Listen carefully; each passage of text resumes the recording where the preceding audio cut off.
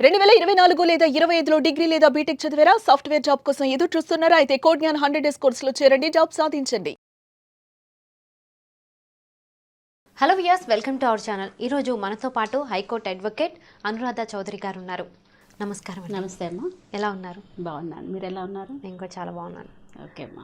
So Anuradha గారు, ఆస్తిలో కూతురికి వాటా ఉంటుందా లేదా?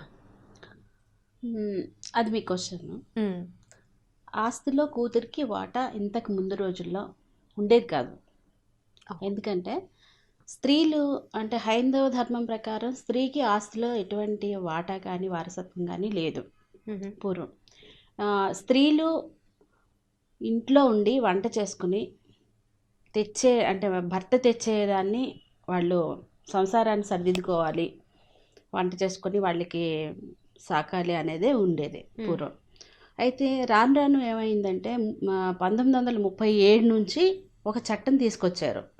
స్త్రీకి కూడా వాటా ఉండాలి, ఆస్తిలో భాగం ఉండాలి అనే ఒక చట్టాన్ని తీసుకొచ్చారు 1937లో.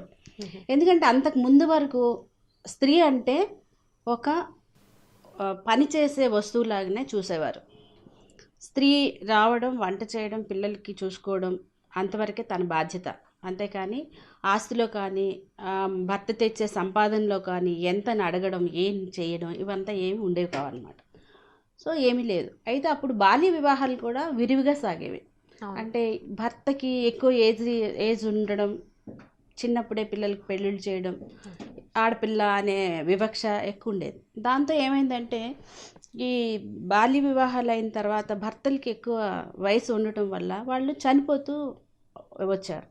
అప్పుడు ఈ బాలిక ఎవరైతే ఉన్నారో వివాహం చేసుకున్న అమ్మాయి వితంతువుగా మారిపోయేది. వితంతువు అయిన తర్వాత మరి కన్నవారే చూడాలి, తల్లిదండ్రులే చూసుకోవాలి. భర్త వైపు వాళ్ళు కానీ వాళ్ళు ఎవరు చూసేవారు కాదు. అప్పుడు కొందరు పెద్దలు ఆలోచించి ఏం చేశారు, బాల్య వివాహం అయిన తర్వాత బాల్య వితంతువు ఎవరైతే ఉన్నారో వాళ్ళకి తల్లిదండ్రుల ఆస్తిలో ఎంతో కొంత భాగం ఇవ్వాలి అని ఒక ఆలోచన చేయడం జరిగింది. అలా రాను రాను ఏమైందంటే 1937లో ఒక చట్టం చేశారు. దాని తర్వాత ఏమైంది, కూతురికి అనుభవించే హక్కు మాత్రమే ఉండేది. బాల్య వితంతువు అయినా, కూతురు అంటే వితంతువు కాకపోయినా ఆ అమ్మాయికి ఆస్తి హక్కు అంటే అనుభవించేదే.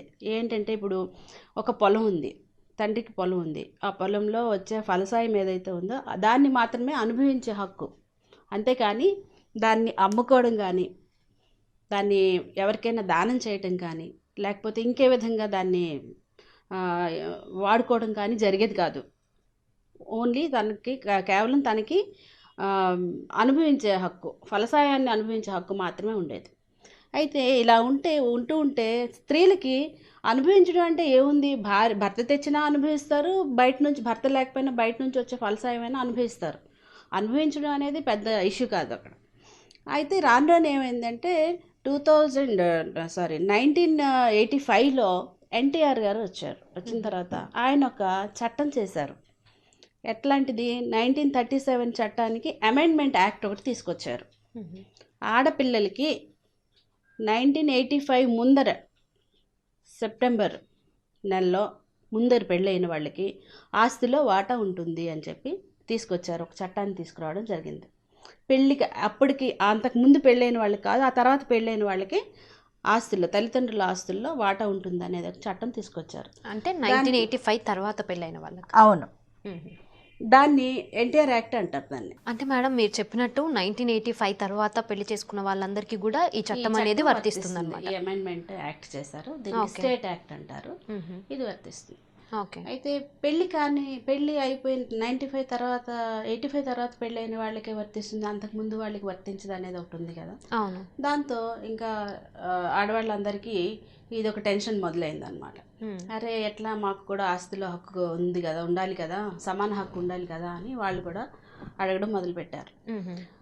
అయితే దీనికి 2005లో ఇంకొక అమెండ్మెంట్ యాక్ట్ ప్రిపేర్ చేశారు. పెళ్ళి అనే పదాన్ని తీసి పక్కన పెట్టేశారు. పెళ్ళి అయినా అవ్వకపోయినా కూడా స్త్రీకి ఆస్తిలో వాటా ఉంది, హక్కు ఉంది అనేది ఈ అమెండ్మెంట్ యాక్ట్లో చేర్చారు. అంటే 1985 అయినా అంతకు ముందైనా లేక తర్వాత అయినా సరే ఎవరికైనా ఉంటుంది. 2005 మ్మ్. మళ్ళీ 1985 యాక్ట్కి, స్టేట్ యాక్ట్కి 2005లో మళ్ళీ అమెండ్మెంట్ యాక్ట్ ఒకటి ప్రిపేర్ చేశారు. దాంట్లో పెళ్ళి అనే మాటని తొలగించారు. ఓకే. పెళ్ళి అయినా అవ్వకపోయినా మ్మ్. స్త్రీకి వాటా ఉంటుంది ఆస్తిలో మ్మ్. అనేది చెప్పారనమాట. అయితే 2005లో అమెండ్మెంట్ యాక్ట్ చేయడం జరిగింది. మ్మ్. దానికి పెళ్ళి అనేది పదాన్ని తొలగించేశారు. స్త్రీకి సమాన హక్కు ఉంది పురుషులతో పాటు. తండ్రి ఆస్తుల్లో, తల్లిదండ్రులు ఆస్తుల్లో, మ్మ్. తల్లి కానీ తండ్రి కానీ ఆస్తుల్లో స్త్రీకి సమానమైన హక్కు ఉంది. ఓకే. అయితే స్త్రీకి ఎలాంటి ఆస్తి హక్కు ఉంది, ఎలాంటి ఆస్తిలో హక్కు ఉంది అనేది మనం మాట్లాడుకుందాం. ఓకే. పూర్వం ఏమిటంటే పసుపు కుంకుమల కింద స్త్రీకి కొంత ఆస్తిని ఇచ్చేవారు తల్లిదండ్రులు. దానికి స్త్రీధనం అంటారు. అవును. ఈ స్త్రీధనాన్ని స్త్రీ ఎలాగైనా ఖర్చు పెట్టుకోవచ్చు.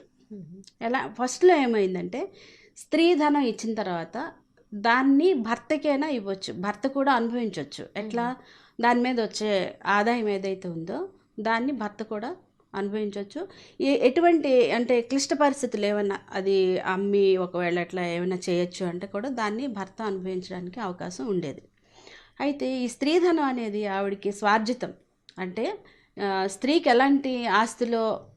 ఎలాంటి ఆస్తి ఉంటుందంటే తల్లిదండ్రుల నుంచి వచ్చే స్త్రీధనం కానీ, లేకపోతే ఏదైనా గిఫ్ట్ల రూపంలో కానీ, లేకపోతే లాటరీలో ఏదైనా రావచ్చు అట్లాంటి రూపంలో కానీ, తన స్వార్జితం కానీ ఆస్తి స్త్రీకి ఉంటే అలాంటి ఆస్తిని ఆమె పిల్లలకి ఇచ్చుకోవచ్చు. ఓకే. అలాంటి ఆస్తిలో ఆమెకి పూర్తి హక్కు కానీ పూర్తి స్వాతంత్రం ఉంటుంది.